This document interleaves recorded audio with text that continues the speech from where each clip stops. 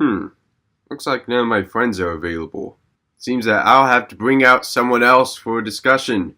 Here I have created the most toxic and stupid person imaginable, and I'm gonna name him Kyle. No offense to anyone named Kyle watching my video. Yeah, I like monster trucks and trolling people on online video games. Last time on Project E, where the most powerful nations in Europe were in absolute chaos. He nationalized literally every US business. What will we cover next?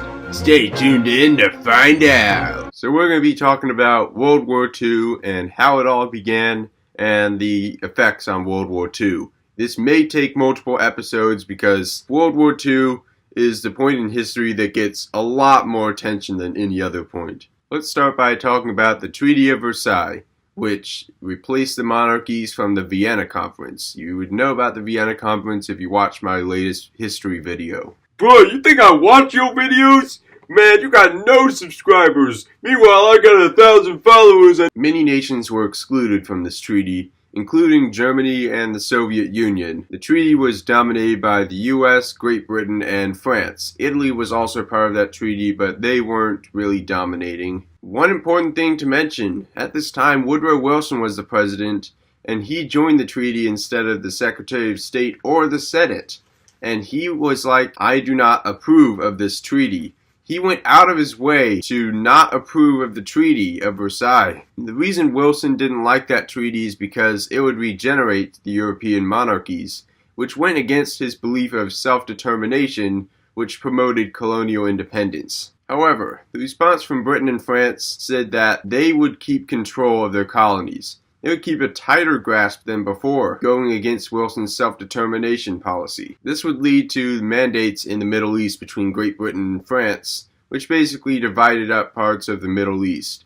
And this would lead to the start of the Arab-Israeli conflict, which is still going on today. So Wilson's self-determination idea is very democratic and allows people to run the government. However, at the other side of the spectrum, fascism is taking control in most of Europe. The reason fascism's having such a huge influence on Europe before World War II is because there was this belief that the government sold politicians out during the Treaty of Versailles. This is especially prominent in Hitler's Nazi Party and their constant attacks on the Weimar Republic. When is this video gonna end? Until the video reaches 10 minutes. You know how YouTube works, Kyle. Gotta get that ad revenue. Meanwhile, in Russia, Joseph Stalin has a long to-do list, and he needs to do a lot of things to keep his policies intact. Let's see, he needs to strengthen the industrial base, which would involve encouraging workers to work more by placing wage incentives, restricting women's power, which meant abolishing the Women's Communist Party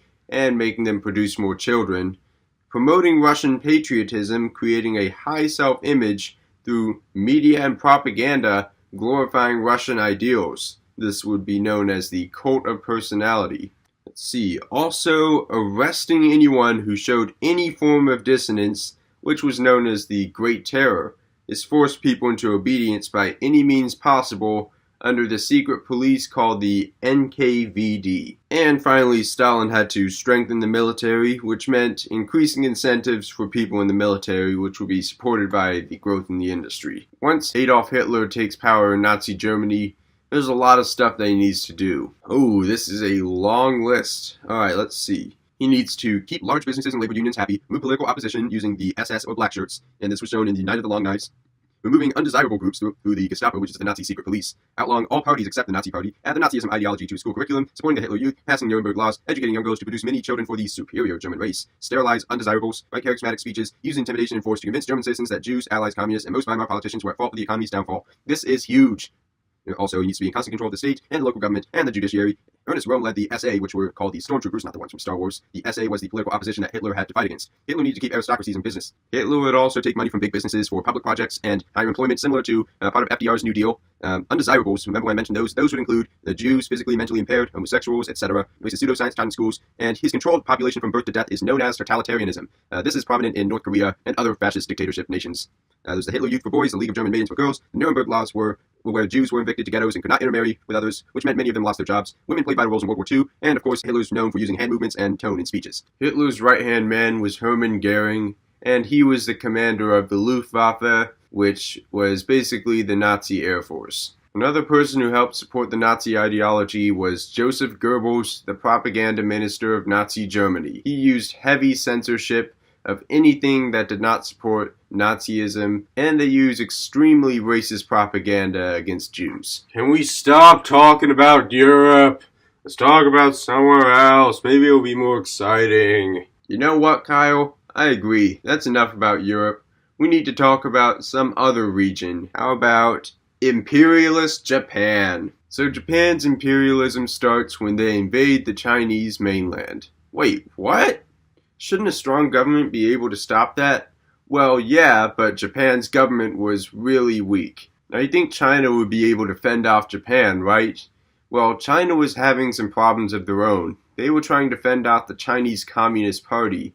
So there was a Chinese Civil War while Japan was invading, so that's a double whammy on the Chinese Nationalist Party. So China asked for help from the League of Nations. It was called the League of Nations, not the United Nations.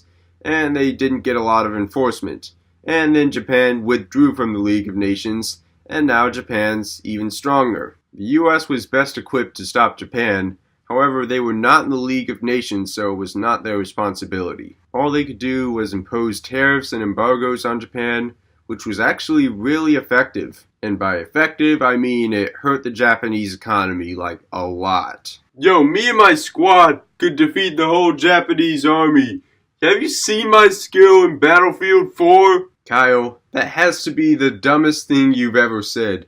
That's like saying if you're good at FIFA, you must be really good at soccer in general. I mean, come on, Kyle. You're better than this. Actually, maybe not. This is what happens when none of my friends are available for Saturday. Y'all asked for this. Can I just go home and play video games? Alright, Kyle. You want to play video games so bad? Here's your Battlefield 4.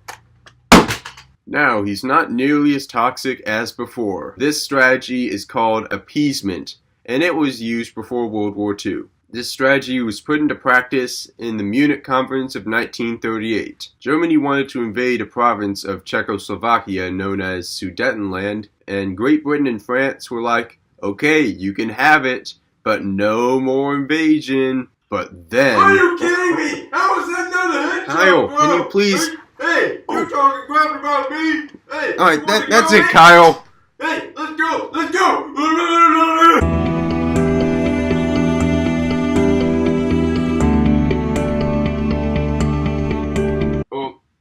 Did I kill him? Oh, yep, I think I killed him.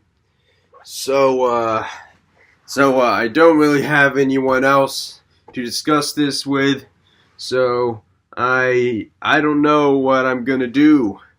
I'm just gonna make a part 2 next video, and hopefully y'all enjoyed this video. Yeah. Which subject are we gonna Wait. So you know when teachers run out of stuff that they have to say, but there's still time left in the class? We're going to use this time to talk about current events in the news.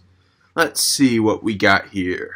Extreme weather shatters records around the world. This is obviously a reference to the polar vortex and the fires in California. There's also an inferno in Australia. That's pretty weird.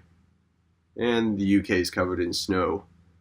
So this polar vortex, man, I wouldn't want to live there. My relatives live up in Chicago, so hopefully they're staying inside. There is obvious danger of going outside like any time. It's really cold up there.